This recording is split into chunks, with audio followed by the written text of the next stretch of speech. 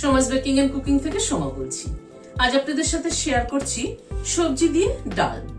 সবজি দিয়ে ডাল করার কিন্তু একটাই সুবিধে, যে ডাল আলাদা করে করতে হলো না, তরকারিও কিন্তু আলাদা করে করতে হলো না, দুটো একসাথে কম্বিনেশনে কিন্তু খেতে কিন্তু ভালো লাগে ভীষণ। এবং এই ডালটার মধ্যে কি ফোড়ন দিলাম, কি মশলা ব্যবহার করলাম, চলুন তাহলে ভিডিওটা দেখি। এখানে 100 গ্রাম ছোলার ডাল ভালো করে ধুয়ে ঘন্টাখানেক মতো ভিজিয়ে রেখেছিলাম। ভিজিয়ে রাখলে ডালটা, এমনিতেও ছোলার ডাল, অরহর ডাল এগুলো সবসময় একটুখানি ভিজিয়ে রাখতে হয়। আমি অবশ্য সব ডালই একটুখানি ভিজিয়ে রেখে তারপরে সেদ্ধ করি, তাহলে সেদ্ধটা ভালো হয়। ডালটাকে সরিয়ে রাখছি। এখানে কিছু সবজি নিয়েছি। এখানে পটল নিয়েছি 3টে, খানিকটা কুমড়ো নিয়েছি, একটা গাজরের হাফটা এরকম করে কেটে নিয়েছি, একটা মিষ্টি আলু এরকম ডুমো করে কেটে নিয়েছি, 4-5 টুকরোর মতো এখানে পেঁপে নিয়েছি, 2টো কাঁকরোল নিয়েছি, আর খানিকটা সজনে ডাঁটা নিয়েছি। সবজিটা কিন্তু যার যার পছন্দ অনুযায়ী কম বেশি করতেই পারেন। একটা প্রেসার কুকারে জল ফুটছে, ডালটা দিয়ে দিচ্ছি। ডালটা একটু ফুটে ওঠা অবধি অপেক্ষা করব। ডালটা ফুটে ওঠার পরে ডালের ওপরে ফেনাটাকে তুলে নিচ্ছি।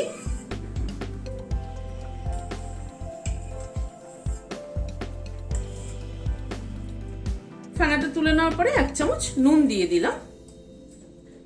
এবার প্রেসার কুকারে ঢাকনাটা লাগিয়ে দিচ্ছি।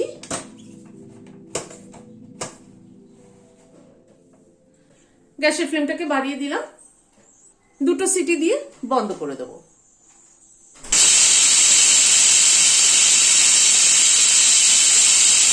দুটো সিটি হয়ে গেল। এবার গ্যাসের ফ্লেমটাকে বন্ধ করে দিয়ে এটাকে স্টিম রিলিজ হওয়া অবধি অপেক্ষা করব।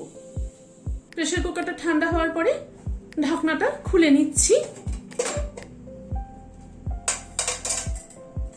ডালটা একবার দেখে নিচ্ছি কিরকম সেদ্ধ হলো।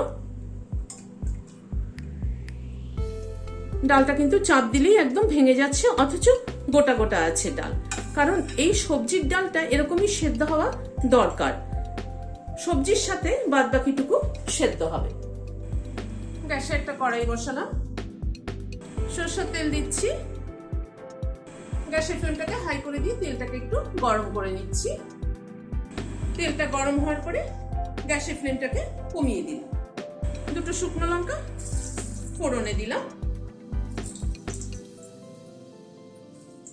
কালো জিরে দিলাম 1/2 চামচ। এই ডালটাতে আমি কালো জিরে ফোড়ন দিই। কালো জিরে ফোড়ন দিয়ে বেশি ভালো লাগে সাদা জিরের থেকে। ফোড়নটা একটু ক্র্যাক করা অবধি অপেক্ষা করব।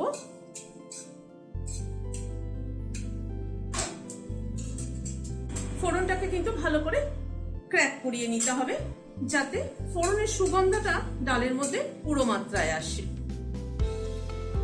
ফোড়নটা ক্র্যাক করার পরে একে একে সবজিগুলোকে দিয়ে দিচ্ছি।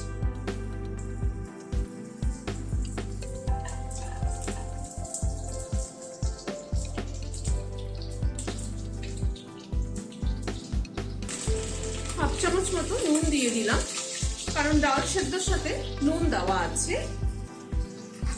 1/2 চামচ হলুদ দিয়ে দিলাম। নুন হলুদ দিয়ে সবজিটাকে একটু নাড়াচাড়া করে নিচ্ছি।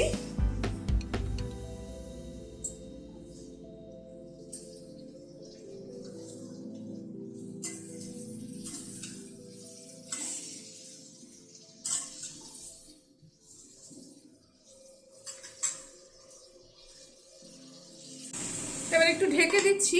গ্যাসের ফ্লেমটাকে মিডিয়ামে রেখে সবজিগুলো কষানো হবে, সেদ্ধও হবে।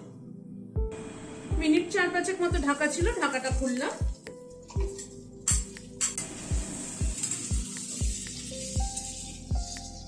সবজিগুলো কিন্তু বেশ একটু কষানো হয়ে এসছে, মানে ভাজা ভাজা হয়ে এসছে।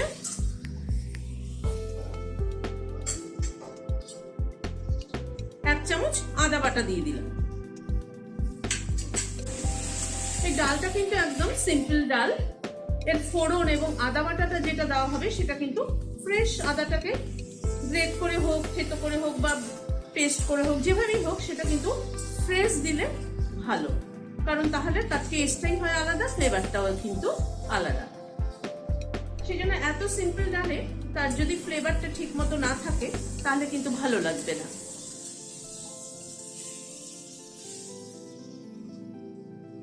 এই ডালের সবজি কি হয়, সবজি আলাদা করে না করে, ডাল আলাদা করে না করে একসাথে ডাল আর সবজি হয়ে গেল, কম সময়ে একটা ভালো পদ তৈরি হয়ে যায়।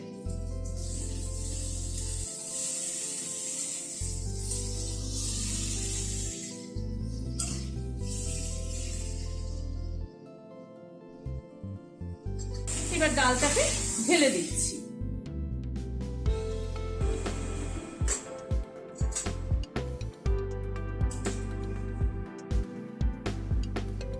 এবার সবজির সাথে ডালটা একটু ফুটে উঠুক, দুটো কাঁচা লঙ্কা মাথাটা চিড়ে দিয়ে দিলাম, আবার একটুখানি ঢেকে দিচ্ছি।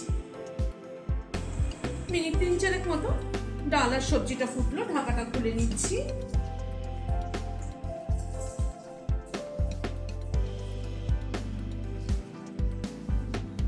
এই সবজির ডালের ডালটা কিন্তু এরকম ফাটা ফাটা থাকবে, পুরো কিন্তু গলে গেলে ভালো লাগবে না, সেই জন্যই ডালটা সেদ্ধর সময় ঠিকঠাক মতো সেদ্ধ করতে হয়।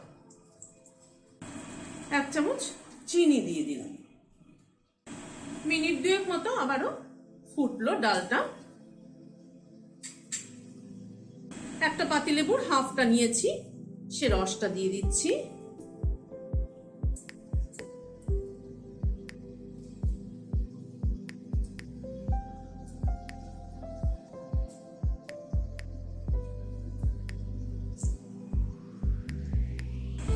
খানিকটা ধনেপাতা কুচি ছড়িয়ে দিলাম।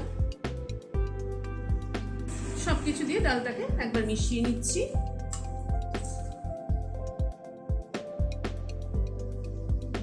গ্যাসের ফ্লেমটাকে বন্ধ করে দিয়ে ঢেকে দিচ্ছি স্ট্যান্ডিং টাইম 5 মিনিট। রেসিপিটি কেমন লাগলো আমাকে কমেন্ট বক্সে জানাবেন। ভালো লাগলে একটা লাইক এবং সাবস্ক্রাইব করার অনুরোধ রইল। আজ তাহলে এখানে শেষ করছি। নমস্কার।